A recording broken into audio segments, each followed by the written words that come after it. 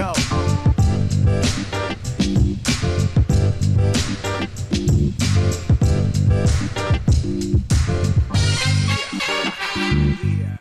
Game 1. That's the Nothing Personal Word of the Day. It is finally Friday. Thank God. October 27th, 2023. Game 1 of the World Series is tonight. We are 12 hours and 3 minutes away as of the time of this recording, though we're live on Nothing Personal with David Sampson YouTube channel. Players are sleeping. Executives are staring at the ceiling, waiting to get to the ballpark. Always get to the ballpark early, game 1 of a playoff series, game 1 of a World Series for sure, just to take it in. You see the stenciling on the field. There'll be World Series stenciling. There's bunting up in the stadium in Arlington, Texas. And you're imagining what will happen over the next 7 games. I want to give you a bit of a preview of the World Series with my predictions and wait to sees. But I'd like to just point out that the Arizona Diamondbacks have no TV deal. There is going to be a popular thing written that winning the pennant, which the Diamondbacks have won, and maybe even winning the World Series is going to be a great boon to their local TV revenue. Bally Sports Arizona, bankrupt. Diamondbacks games produced by Major League Baseball. Revenue for the Diamondbacks guaranteed in 2023 of only 80% of what their contractually obligated revenue was going to be from the network. The guarantee for 2024? We don't know. Where the Diamondbacks will be on local TV in 2024? We don't know. Will MLB all of a sudden give the Diamondbacks more money to do their games because they won the pennant? No chance, toilet pants. There is no correlation between your TV deal and making it to the World Series. Because guess what network doesn't get to show the World Series? Your local TV regional sports network. So don't make the mistake that where the money's made, here's where it happens. You get to sell your World Series, which the Nationals didn't get to do really because of COVID, but you get to sell your World Series. So season tickets are going to go up, and that will enable the Diamondbacks' payroll to go up, except it is doubtful that season ticket revenue will go up in the amount greater than the TV revenue going down. It is such unfortunate timing for the Snakes. But you get more season ticket holders. You get to increase your prices. So while your team is in the World Series, the president of the team, Derek Call, congratulations, is working furiously setting prices. In theory, you're supposed to do your next year's season ticket prices in August. But what you do to protect against the possibility of a successful end of your current season is you give season ticket renewal prices. And you have those renewal prices expire, let's say, November 1st. So you let people renew season tickets at a price when you don't know whether the team is going to make the playoffs, or you don't know how deep a run the team is going to have in the playoffs. But then you take advantage of a surprise run, which is what the D-backs have had, and you upsell it. And you do the same thing with your corporate sales, only for deals that have expired. When you sign a naming rights deal, so the Diamondbacks play in Chase Field, Chase doesn't pay more money when you make the World Series.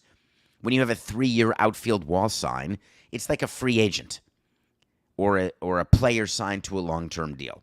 Just because the player wins an MVP during the course of a deal, all of a sudden that player doesn't get more money. That player may have bonuses, which kick in if you win the World Series MVP. Side note, I love giving that as a huge bonus. We negotiate with agents, and the standard package for a contract in baseball is $250,000 for World Series MVP or LCS MVP. And I was happy to give players $2 million for World Series MVP because you're not the World Series MVP unless you win the World Series. And I always knew that if we won the World Series, we would have millions of dollars of increased revenue, millions of dollars, tens of millions of dollars of ability to do things, improvements around the stadium, improvements to the payroll, sign more players on the amateur side. Believe it or not, budget to sign players at higher numbers at AAA. That's something that doesn't get talked about at all. The richest teams get the best minor league free agents because when you're a minor league free agent and you sign a deal to play at AAA for depth, you can sign a guy for $50,000 a month. You can sign a guy for $20,000 a month. You can sign a guy for $100,000 a month. And we always had a very tight budget for those type of minor league free agents. And as you know, that sort of depth actually matters. So in any case, the Diamondbacks, you don't get an increase in corporate sales at all unless there's empty inventory. Then you can go out with a higher rate card after you win the World Series. So for renewing deals that have expired at the end of 23 or for empty spots you have in your stadium.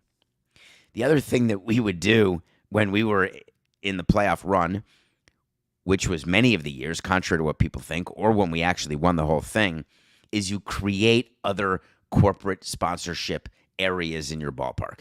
You find areas that have not been, Coca, what is the word? You find areas that have not been exploited. Thank you. Let's do that clean. 4-8-69. The other thing you do when you're in the World Series or when you have a chance to play deep into October and you want to take advantage of that with your corporate partners is you look for areas in your ballpark that have not been exploited, like just areas without a sign, and you say, hey, we can put a sign there and we can charge more for that than we do for our other signs because we're coming off a competitive season where we expect to have more fans next year and we expect to have more national TV exposure next year. So it's going to be interesting to see how Arizona takes advantage because they are in the middle of not just trying to get a new TV deal. They're also in the middle of trying to get their ballpark renovated. During the course of this season, there were times when Derek Hall was forced to say things and have contentious moments with the public entities in Arizona, both the county and the state. And the hope is that their success this October is going to grease the wheels for a deal, but it doesn't really work that way. So the Diamondbacks have a ton of off-field issues to take care of. They are definitely distracted by this coming week, as they should be, because they have Game 1. Now, Friday night Game 1, today is Friday, and we are, in my opinion, 18, 28, 38, 37 minutes away from having a great weekend, except I'm going to be at CBS doing pre- and post-game. All World Series, CBS Sports HQ, check it out. And there was a change made not too many years ago for when the World Series is played. My World Series started on a Saturday. By starting the World Series on a Friday, and you pick the days of a World Series, you choose the days of a World Series along with Fox. Guess what Fox doesn't want to have on Sunday night, if you just had to formulate a guess? They would prefer not to have a baseball game going up against Sunday night football. You can't not have it on Thursday and Sunday and Monday, but think about the schedule. World Series is Friday and Saturday. No NFL. Take Sunday off. They play Monday, Tuesday, Wednesday. Interesting. You are against Monday Night Football, but that's it. Then Monday, Tuesday, Wednesday. Then they're off Thursday Night Football, and Game 6 and 7 is next Friday and Saturday. So the schedule, while MLB will never admit this, and Fox will not want to talk about it, is a nod to the behemoth that is the NFL. So we are here on a Friday, not distracted by anything other than Friday Night Lights, and maybe that's a real thing in Texas, though I doubt it is. I mean, it is a real thing, but I don't think it's going to get in the way of the World Series. And so let me tell you a couple things to watch for this World Series. Who's playing Monday Night, Coca? I didn't hear you. Say it again, please. Oh, the Raiders and the Lions. Okay, not exactly a marquee matchup, though the Lions are having a great year with that knee-smashing coach of theirs, Dan Campbell, who's not going to make it. And the Las Vegas Raiders, I can't think of anyone on their team at the moment. I was going to say Derek Carr, but I think he's gone. Is it Garoppolo? And I don't know if he's even playing. Anyway, I don't want to digress about Monday Night Football. We're here to talk about the World Frickin' Series. When any of your friends or family or any of the people you work with, if you're in a group text chain and people are saying, oh, no one cares about this year's World Series, it's the Rangers and the Diamondbacks, let's not even talk about it. Guess what? Tell them to pound sand. Give them the following things to watch for and tell them that they're going to see not just great baseball, but they're going to fall in love with certain of the characters. If you are even a moderate baseball fan and you understand how important pitching is because you listen to Nothing Personal, wait till you see the Diamondbacks bullpen. You haven't heard of the guys, but when you see Thompson pitch in the 5th or 6th inning during this series, and you're going to wonder how it's possible that you can release a pitch when your fingers are practically getting dirty, and he's this big, lanky righty who's throwing sliders that the right-handed batters can't even touch, and the lefties think it's coming right at their eye. That's fun to watch. And then they come in with this guy, Sal Frank. He's a rookie. He's a lefty. He doesn't give up runs. He finally gave up some runs in this postseason, but hadn't given up any runs in his whole career. I mean, of course, he hasn't played long. But that just sets the table for this guy named Ginkle. Ginkle? This guy looks like he belongs in some sort of lumberjack beer commercial, except he comes onto the mound, and you look at him and you say, why is it that no one's getting hits off him? Because they're not. Because they can't. And he's only the 8th inning guy. Then they bring in this guy from the Mariners, where the Mariners are totally despondent. The Mariners traded Sewald to the Diamondbacks at the deadline. Sewald doesn't throw 100. He doesn't have a knee-buckling knockdown slider. His breaking stuff is not that sharp. Here's what he has. He has this rising fastball, and that's sort of a pedestrian way to say it. But he pitches 92, 93, 94, and hitters look at it and say, wow, that looks like it's 99, 100, or 101. And the only thing that Sewald does that other closers don't do, he doesn't give up runs. So the Arizona Diamondbacks bullpen, if they've got a lead from their starters, and they've got a starting rotation, Zach Gallen, who you're going to see tonight, Merritt Kelly, who may be better than Gallen, and then their third starter, Fott, is better than both of them, and he's a rookie. You somehow get it to that bullpen, they're going to win, and it's fun to watch. And that's only after you see the lineup and you say, I've never heard of that guy, that guy, that guy. I've never heard of one player on the team except the slapping guy. That's what people are saying who aren't big baseball fans. Hey, don't they have the guy that went because of fantasy into the outfield during batting practice and then slapped the guy and then he went to the Mets, then the Mets traded him? Yeah, that's him, Tommy Pham. Total liability defensively. I don't actually want to see him start that many games, but I haven't seen the lineup tonight. I don't think they've released it yet. Coke, have they released the Game 1 lineups yet against Eovaldi? Do you know? Tommy Pham is maybe the one guy you've heard of. But I'm going to give you another name to hear of. And it's called Marte. Don't worry about his first name. He leads off. He's the longest tenured Diamondback.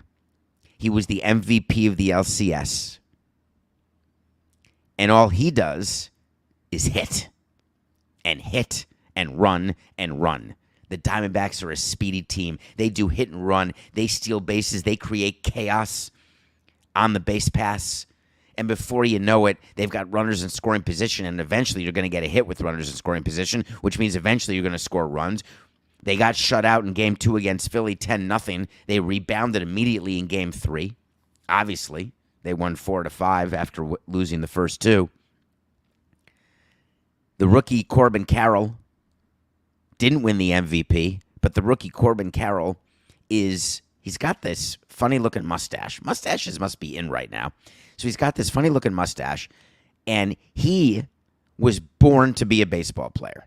Except he doesn't look like a baseball player. He looks like just another guy. You'd walk down the street, and you wouldn't even think twice. If he had a kid over his shoulders, you'd just assume that he's just another dad.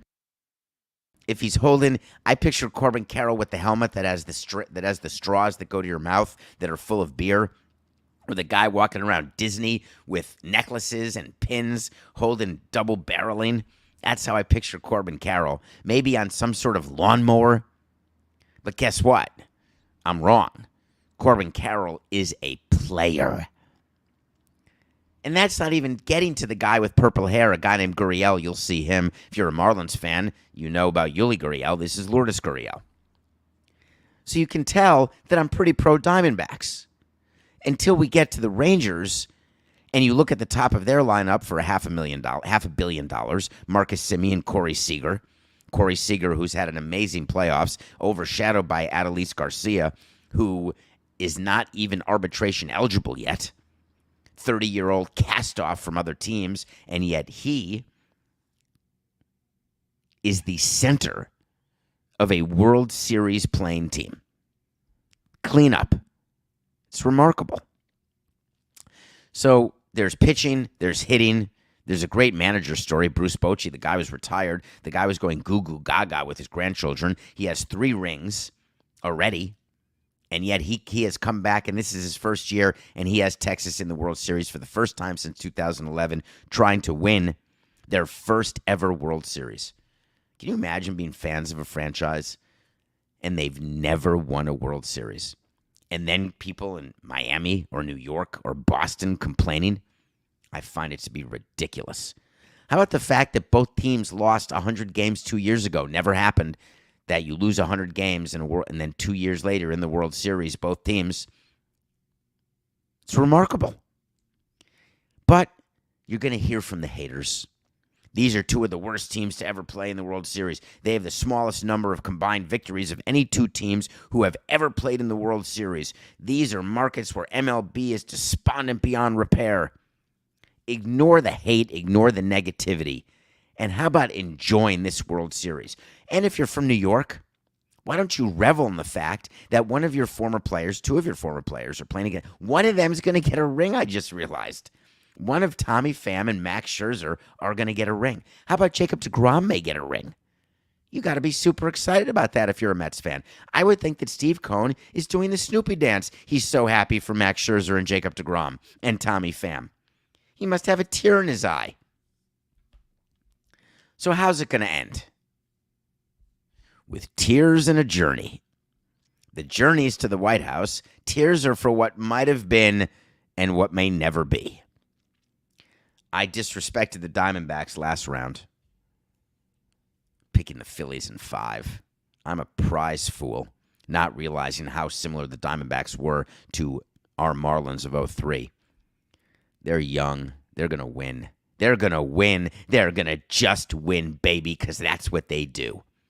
Diamondbacks, 7 games. That's 2 different ways to seize Coca, because I don't want to hear your crap when the Astros win in 7 and I had them winning in 6, and therefore I end up losing. Of course, I lost that way to see, because not only did the Astros not win, they didn't win in 7, they didn't win in anything. So forget that. But Diamondbacks, wait to see, are winning the World Series. Diamondbacks in 7, wait to see. Baseball's going to get 777. Yep, the tattoo. 7 marathons, 7 days, 7 continents, 7 LCS, 7 LCS, 7 World Series. And the MVP is going to be Corbin Carroll. That is my prediction for this year's World Series. We will have full breakdown and coverage of the fun things that happen that people aren't talking about for games 1 and 2. Game 1 is tonight, Friday. Game 2 is tomorrow, Saturday. When I have a pick of the day, I'm going to have a pick for tonight's game. I will not have a pick for tomorrow night's game. Just kidding. Of course I'm picking tomorrow night's game. I'm going to give you 2 picks, and then we'll recap both games 1 and 2. So last night, there was no basketball. 4-8-69. So last night, there was no baseball. So I was watching basketball. I was just thinking, Coca, what kind of life do we lead as people in the sports entertainment industry? The one night off. I did a preview segment for CBS, so I went into the studio. I come back. I'm actually back in the hotel by 8:30, thinking I've got a night off. I'm so tired. I'm going to maybe watch a movie. I'm going to do something. And, of course, I end up watching basketball. I'm watching the Bucks play. I'm watching Lillard go off for 39 points. I'm watching Heat fans think, oh my God, we missed this. Pat Riley's a schnook, which he's not. He's a mad genius, Hall of Famer. Then, of course, there's a late game, and it's the Lakers against the Suns, and I say to myself, I got to watch LeBron. I have to take advantage of the fact that I can still watch LeBron. And I'm thinking about, where's Booker? Where's Beal? Where's this troika that's supposed to be the big three in Phoenix? And why is Anthony Davis so bad? And during the Sixers game, I'm watching Lillard and Giannis try to figure out a way to play together, which after a game, of course, they haven't done that. And I'm thinking about the Sixers and Embiid and Maxwell. And I'm wondering, where's Harden? And we talked about Harden yesterday and the fact that he wasn't allowed on the team plane and the fact that Harden was a no-show and that the Sixers were going to get fined. Can we talk about this just one more time, if you don't mind? We're game 2 of the season, and Devin Booker, Bradley Beal, and James Harden were not playing. NBA has gone out of its way to change their load management rules. They have basically said that we are going to fine owners. That's our plan. Up to $100,000. And that's for a first offense if you have your best players not play. It's not the players being fined. It's the owners. The NBA has started an investigation into what the Sixers doing. The NBA spokesman, game 1 of the Sixers season, had to come out with a statement already.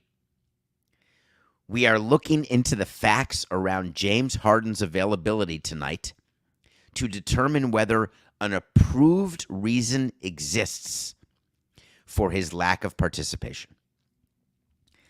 James Harden doesn't want to get fined $350,000 for missing a game, so James Harden missed 10 days of preseason because he doesn't need practice. Preseason, forget it. He's Aaron Rodgers. I don't need to play a game. I'm good. Oh, my Achilles snapped. So James Harden goes to where the team plane leaves. Security says, sorry, you're not allowed on the team plane. That's the story that people are hearing. Team officials had to stop James Harden from getting on the plane to Milwaukee. Can I just... I've dealt with a lot of things in my career. There is no way that if a player shows up to the team plane that I'm going to have our team's security physically stop him from getting on the plane. Are the Sixers actually saying that our best way to fine him, our best way to teach him a lesson is to forcefully and embarrassingly not let him on the team plane? That that's somehow going to be helpful? And is James Harden so ridiculous that he knows he's not invited to play in Milwaukee and the team said you're not coming to Milwaukee for a ridiculous reason?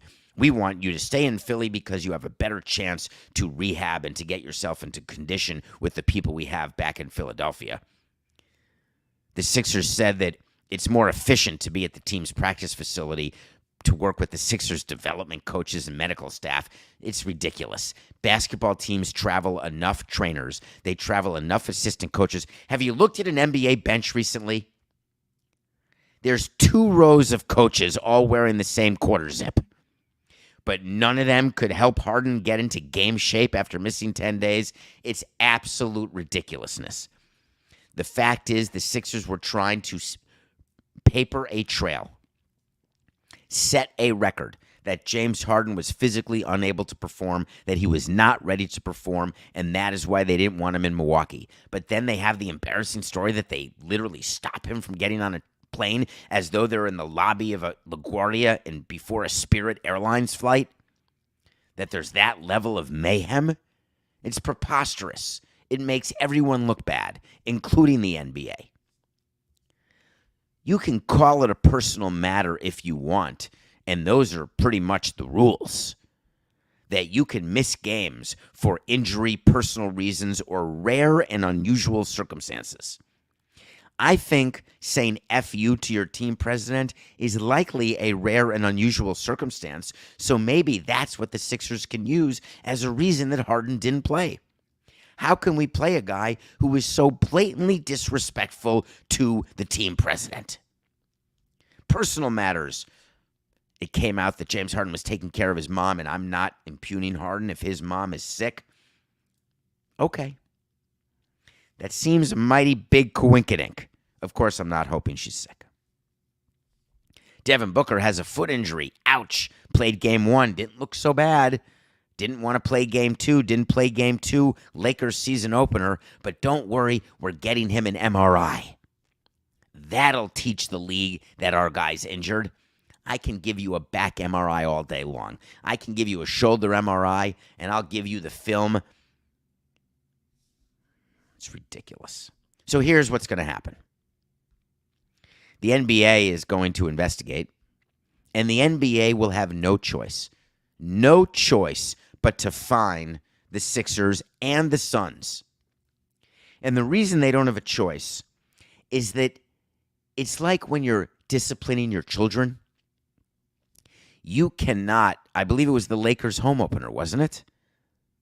It was the Lakers home opener, not the season opener, sorry. I misspoke. Thank you, Coca. I don't even remember when I said that. Was that like 5 minutes ago? Were you in the restroom? You're just telling me that now? It was not 30 seconds ago. I'm not arguing with you. We're doing a show. It's Friday. Coca's grumpy. He has a great weekend ahead of him, and he doesn't want to wait 19 minutes. He wants it now. That's fine.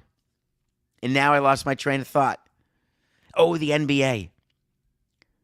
Here's why they have to find the Sixers and why they have to find the Suns. As a matter of fact, we're making that another official wait to see. So many wait to sees today. Wait to see Diamondbacks. Wait to see Diamondbacks in 7. Wait to see Corbin Carroll MVP. And wait to see the NBA will find the Sixers. The NBA will find the Suns. That's 2 separate wait to sees. Now, why? Because if they are trying to use the new rules as a way to show potential broadcast partners, we hear you.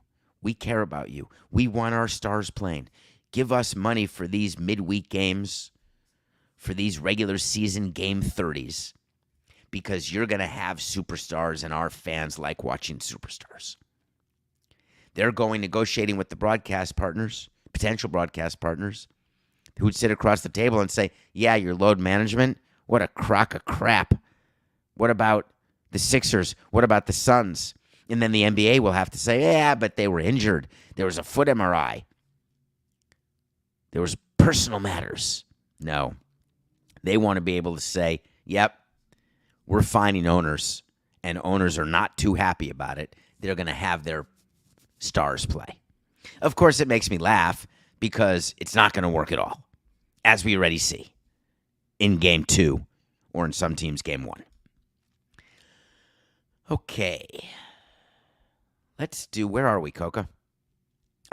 Let's take a break. Ooh, we come back. We're going to talk about what's going on in Michigan. I've got a few updates for you Jim Harbaugh fans, for you Michigan Wolverine alums, and I've heard from a lot of you. I want to hear you keep defending Jim Harbaugh and continuing to tell me that he has nothing to do with anything bad. I triple dare you. But also, we're going to review a documentary I watched yesterday that potentially changed my life. We'll be right back.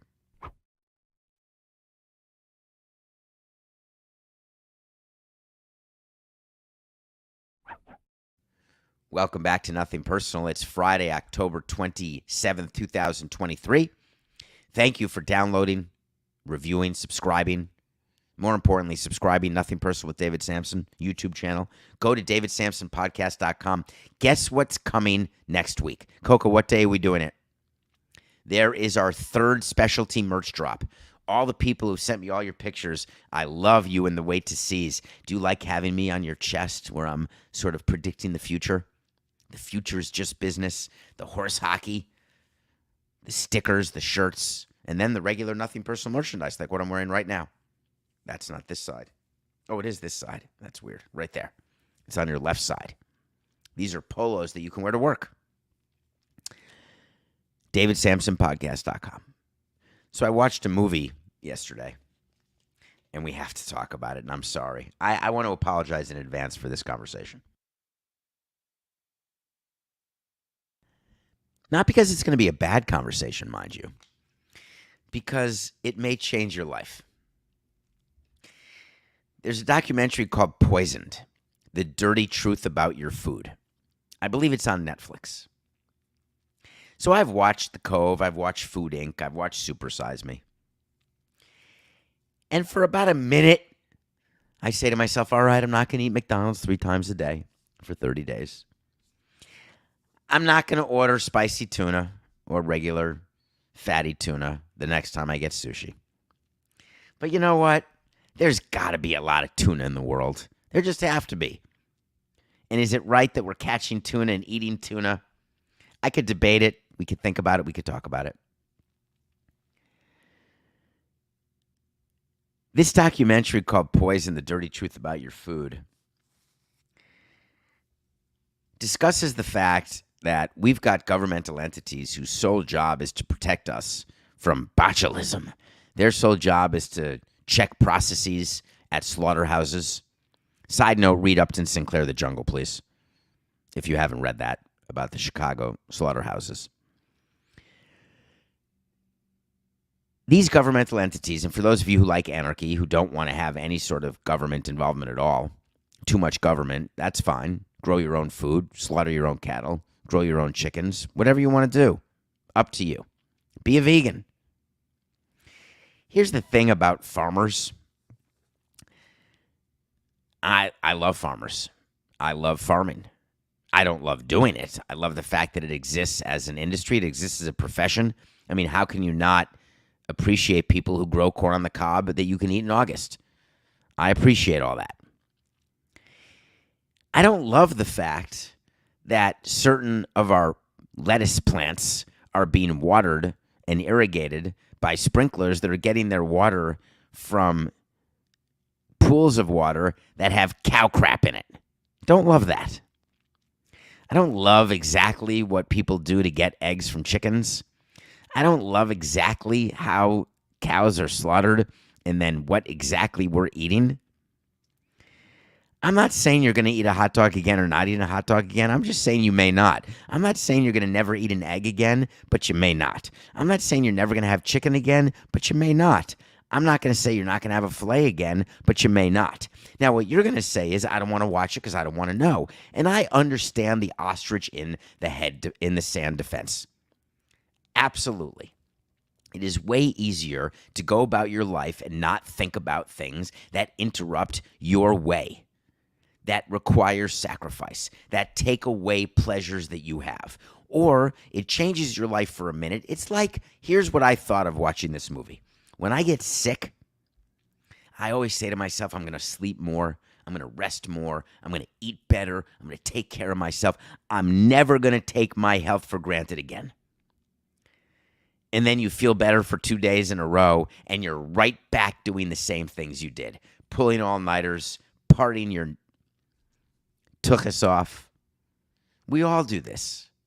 So when you watch a movie like Poisoned, The Dirty Truth About Your Food, and you think about these governmental entities who are not protecting you in any way, shape, or form, you're going to say to yourself, all right, I'm going to skip the turkey sandwich, and I'm going to have the veggie sandwich, but maybe only today.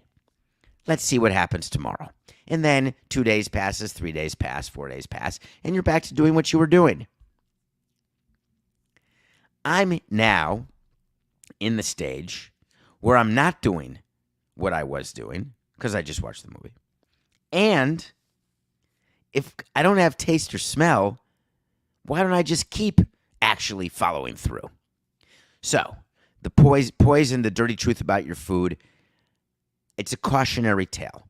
If you want to keep living your life the way you're living it, don't watch it. If you want to learn something, watch it. Do you know who never learns? Ever? Jim Harbaugh. How does Jim Harbaugh is made of Teflon? He's the Michael Jordan of college football. There is still belief amongst alums at Michigan and lovers of the Wolverines that he had no idea that there was a $55,000 a year employee who was going around buying tickets, going to scout teams in the Big Ten, and then coming back to Michigan games and sitting in a place at those games, or causing someone to sit in a place at those games, giving signals and helping out Michigan in what is becoming the biggest sign-stealing scandal this side of the garbage cans. And in many ways, I would argue this is worse. What Michigan has in common with the Astros is that the head coach is currently telling you, I had no idea. Of course, later A.J. Hinch acknowledged he knew, but thought he had put an end to it, and then didn't pay attention when it wasn't put an end to. And of course, that's wrong, but A.J. Hinch did get fired, but got another chance to manage with the Detroit Tigers, where he's currently the manager. If Jim Harbaugh is going to continue with his lie, is he not going to get a chance in the NFL, which is really what he's wanted the whole time? Is there any way that Michigan keeps him as the head coach when there is someone who is so unwilling to be truthful? There is no way that the head coach was not aware that signs were being stolen, that someone was going to get these signs from road games, that it was a violation of the rule, and that they were benefiting from this action. There is no way. So this guy, Connor Stallions, is now being investigated. The Wolverines are now being investigated. The NCAA has commenced their investigation, which means they start taking computers, they start going through emails, they start going through travel records, they start looking at game tape and saying, wow, I'm looking at a guy make a sign, and then all of a sudden the defense is able to do this, yet the Wolverines lost this game, they won this game, they knew that play, they didn't know that play. It is virtually impossible. It's like the Yankees or the Dodgers proving to you that the Astros garbage can led to the Astros winning the World Series and the pennant that year. When you watch documentaries about the Astros, they talk about this pitcher who the Astros were stealing signs and banging garbage cans, and he was called up to pitch, and then he got rocked, and then he got sent down, and it was the end of his career. Do you remember me telling you how ridiculous that is? Because why would it be the end of his career? Because if you're good enough, you get another try, and then you're fine. But it's a good excuse for players who are good but not good enough. On the Michigan side, this investigation that is commenced is going to take forever. We are months away from the college football playoff. They can't get the investigation done in time. So for those of you who think that Michigan is going to lose its spot, I think they're the number 2 ranked team, Coca. Is that right? Nothing is going to change this season. The investigation won't be completed. The FBI is involved in the investigation, which makes me smile. The reason why you want to get authorities involved in your investigations, if you're a league or you're an entity, is MLB can investigate all they want. Guess what? They don't have subpoena powers. The FBI, guess what? They have subpoena powers. So the FBI was tipped off and the NCAA was tipped off to this sign stealing. Apparently they were tipped off like 10 days ago, and they've started this immediate investigation, and it's going to be very interesting to me what they find and how they find it and what they do once they have. So I'm wondering exactly how it's going to work. So you look at a computer, you retrace the steps. You prove through StubHub that Connor was at all these games. What's the crime? What's the interstate commerce crime? A lot of articles yesterday, and this is not me defending Jim Harbaugh. Not happening. But what's the exact crime where the FBI needs to get involved? I can't wait to figure out exactly what it is. So the FBI, why it's not, no, the FBI, Coca, I don't believe, no, but that staffer, it's all related. I believe the FBI is related. It's that guy, Matt Weiss. I believe the police department is talking about its off-campus scouting. Yes. Oh God, hold on. Time out. Stop. Stop. This is a David Sampson Friday 8:40 brain fart. Let me clarify right now. There are two different things going on at Michigan. The FBI was called and they're involved in something unrelated to Connor. The NCAA has started their investigation into the sign stealing. And meanwhile, Jim Harbaugh has the third issue about what he did during COVID. There are three different things that are happening in Michigan. I'm not focused on the FBI and their subpoena power. I am not focused on what Jim Harbaugh during COVID. I'm focused on sign stealing and how that is being written about and how people are trying to decide when the investigation is going to be over and what the impact is going to be to Jim Harbaugh. And the point of what I was trying to make, the segment that I'm trying to do, is that Jim Harbaugh and his continued position of lack of knowledge of things going on in his program is reason enough to terminate him for cause. We've seen college coaches, and now I'm finally getting to where I needed to get to, Coca. We have seen college coaches who have lost their job, Tucker at MSU, for sexual assault, for sexual harassment, for things that have gone on in their program, Fitzgerald at Northwestern. We've seen tons of examples where the NCAA and member schools are willing to hold people accountable, not because they knew, because they should have known. And so, like Mel Tucker at Michigan State is the example, Fitzgerald at Northwestern, and now Harbaugh at Michigan.